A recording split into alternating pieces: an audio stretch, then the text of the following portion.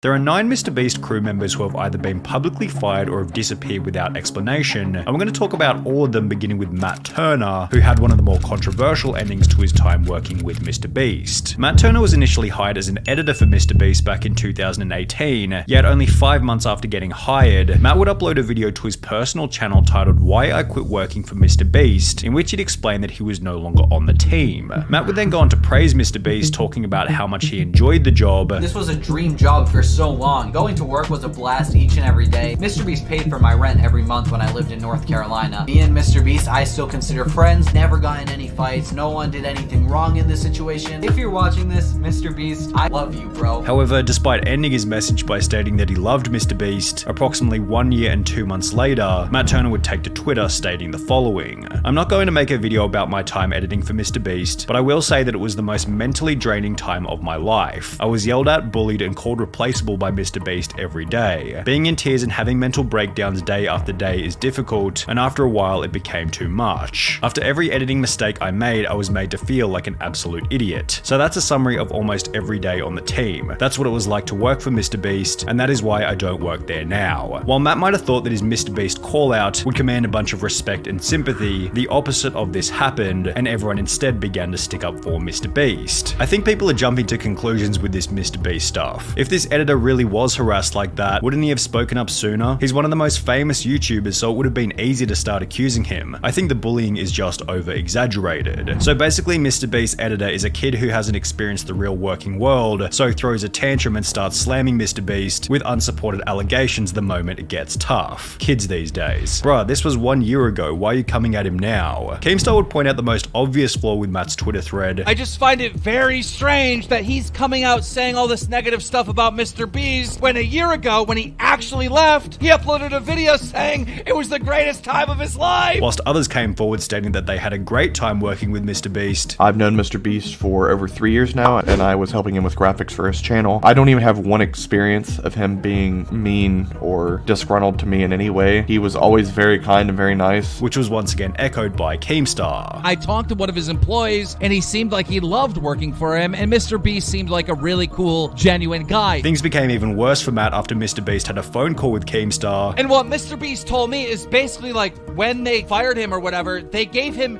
$10,000 and they got him a job at Soar." And shortly thereafter, Matt deleted the tweets and was even brave enough to claim that his Twitter had been hacked. Despite basically being laughed off the internet, Matt Turner continues to upload van life videos, one of which including a pretty weak apology to MrBeast. If anyone was offended by me saying that wasn't the best experience, well then I do apologize. With the whole ordeal being summarized by YouTuber Prison Mate Luke. "What did you gain from it, really? A little bit of clout from the beginning. You destroyed any chance of you having an actual YouTube career, and all of those views went away immediately. And now you're just forever tainted with the fact that you're just the guy that lied about MrBeast." However, Matt Turner wasn't the only person to try and expose MrBeast before having it backfire terribly. Back in 2018, FlyDoesYT uploaded a video titled "My Experience Editing for MrBeast, Worst Week of My Life," in which he'd foolishly accused MrBeast of faking the content before going on to make the bizarre point that MrBeast didn't even appear in the videos. "When you make a YouTube video for your channel, you should, we'll go film your video without you. That's cool, yeah." The claims were so outrageous that MrBeast himself took to Twitter before stating, "If you think I'm faking my videos, then ask the streamer to whom I gave hundreds of thousands of dollars when they get them. Go and ask somebody who got part of the $500,000 that I gave away this year when they got it. You will not find a person who said I did not give them any money." These tweets were followed by MrBeast appearing on Drama Alert, where he'd explain the situation from his perspective. "I paid for his plane ticket, his Uber, his hotel for a week, his Uber, and his plane ticket," which he made a 25-minute quote-unquote exposing video on me, but doesn't mention that I spent thousands of dollars getting him here, paid him $750 for like 5 days worth of work, which is really good pay. He has all these issues, quote-unquote, but he doesn't say any of them to me while he's here. He doesn't talk to me while he's here.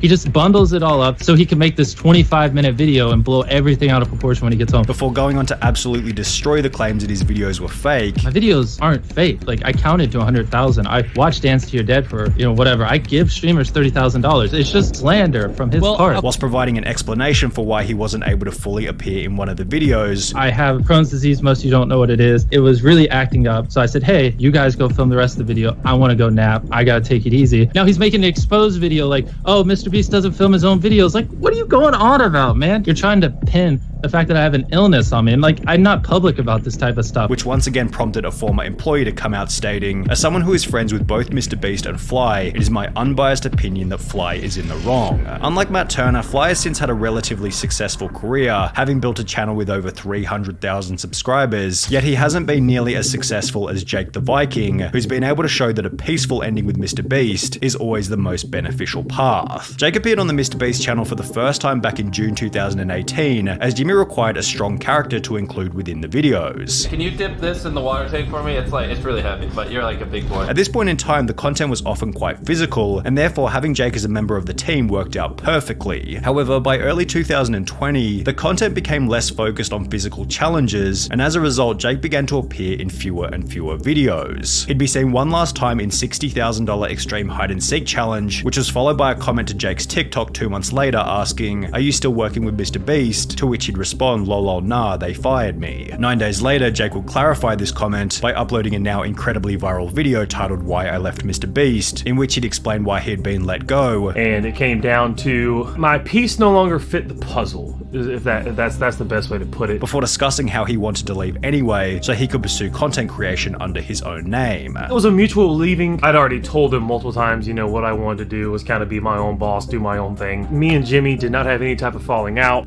so everything's cool. MrBeast still love you, bro. Basically, he got tired of being an employee. He wanted to start his own brand, be his own boss, do his own thing, which is respectable. He didn't want to be just that guy on every MrBeast video. Good luck to you, Viking. Jake's peaceful ending in combination with his unique, recognizable image has helped him to maintain success even after leaving the team, having gained over 1 million subscribers on YouTube and over 2.5 million followers on TikTok. However, Jake the Viking wasn't the only person who eventually ran out of utility on the MrBeast team. For example, whatever happened to Ty? He was picked up on the side of the road for his first appearance in the world's largest bowl of cereal video. You wanna come sit in a pool of cereal for 10K? And with comments such as, "Ty is such a cool guy, he needs to be in more challenges," he was able to return to the channel. And then this is Ty from the cereal videos. You guys really liked him, so we brought him back. Appearing in a total of 7 different videos before he'd also disappear. Considering Ty was picked up at random on the side of the street, he was never an official member of the MrBeast crew, yet according to the wiki, Ty still works for MrBeast, but works mostly behind the scenes. Ty has since become a father and still maintains an Instagram following of over 28,000 and a TikTok following of over 80,000, on which he uploads music, comedy, and dancing videos. Tyler Conklin was another MrBeast member who disappeared from the videos without any explanation, and his disappearance is probably the most mysterious of them all. Tyler became the second MrBeast crew member after featuring on the channel for the first time in February 2016, when MrBeast had only 18,000 subscribers. From here, Tyler was featured in videos such as "We Are Better Than Dude Perfect," which was followed by Tyler helping out Jimmy's brother, yet Tyler's final obvious appearance on the MrBeast channel was in "I Opened a Restaurant That Pays You to Eat at It," where Jimmy jokingly fired him. Get out of here!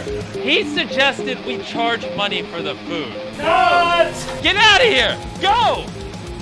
I don't ever want to hear you guys talk about charging again. While this was obviously just a meme for the video, it actually would become Tyler's final official appearance on the MrBeast channel. Honest question, after you suggested making people pay for the food in the restaurant video and Jimmy kicked you out, you were never in another video again. Did he fire you from being in more videos? Tyler did make a small cameo in Last to Leave the Circle Wins $500,000, as well as the Squid Game video where he apparently featured as one of the guards, and when you combine this information with his Instagram, on which he's often still seen with the crew, it's clear that Tyler hasn't been fired, but is rather working from behind the scenes. Garrett eventually met a similar fate. He was first introduced to the channel back in May 2018 after the team cut his car in half, and from that point onwards he was a semi-regular in the MrBeast videos. In mid-2020, Garrett abandoned the channel to help out MrBeast's brother. However, as Mr. Bro began to upload fewer and fewer videos, Garrett also began to disappear from the internet. According to a reply on his Instagram, Garrett helps with social media stuff now, although he hasn't uploaded a TikTok TikTok or Instagram photo with the MrBeast crew in over 2 years, and claims to be studying at the University of Alabama, which is over 2 states away from the MrBeast headquarters in North Carolina. Perhaps Garrett is still working with the crew from a distance, however, it does seem as though their relationship simply ran its course and eventually fizzled out. But what about Jake Weddle? He was another one of these guys who once featured in almost every MrBeast episode before he'd slowly disappear from the channel. Well, only a month after being seen in the "I filled my brother's house with slime and bought him a new one" video, Jake Weddle would upload a piece of content to his personal channel titled "Why I Left MrBeast," in which he'd explained that he'd resigned from the team so he could pursue stand-up comedy under his own name. I found myself kind of, I guess, losing passion for what I was doing. I'm doing stand-up basically full-time now. Weddle went on to explain that his relationship with MrBeast had ended peacefully. Me and Jimmy actually left on very good terms. I met with Jimmy before I left. He understood where I was coming from. I understood where he was coming from. Which is supported by the fact that Weddle came back about a year later for 2 cameo appearances on the channel. However, there's a different MrBeast member who only managed to feature in 1 video before getting fired. Sneako. Now, to avoid any unnecessary damage to MrBeast's image here, we need to specify that this was back in 2018, long before Sneako had the reputation that he has now. Back then, Sneako's content consisted of deeply meaningful, unbiased videos, which featured a unique editing style more advanced than almost anyone else on the platform. Anybody who was a fan of Sneako at the time can vouch for how incredible his videos were, and with this in mind, it's really no wonder that MrBeast gave him a shot on the team. Sneako made his first appearance in the "I built a working car using only Legos" video. However, as explained by another video uploaded to Sneako's personal channel titled "The Most Important Lesson I Learned Working for MrBeast," his employment didn't last for very long. I started working for MrBeast 2 years ago. It didn't last long because I got caught up with my ego, and this was during a time when I wasn't uploading on YouTube at all. Sneako maintained a level of respect toward MrBeast even after leaving the team. However, the same can't be said for Marcus Pearson, who became the most controversial firing in MrBeast history. When Marcus was first introduced to the channel back in 2019, he quickly became a fan favorite. However, after being featured in the MrBeast Christmas special that very same year, Marcus stopped appearing in any of the videos. 5 months later, in May 2020, a fan would ask on Marcus's TikTok, "When you coming back to MrBeast challenges?" to which he'd respond to ask him, implying that maybe Marcus had been left in the dark about his future involvement on the channel. Approximately 3 months later, in August 2020, Marcus was officially removed from the team, although unlike most of the other MrBeast members, Marcus didn't leave peacefully.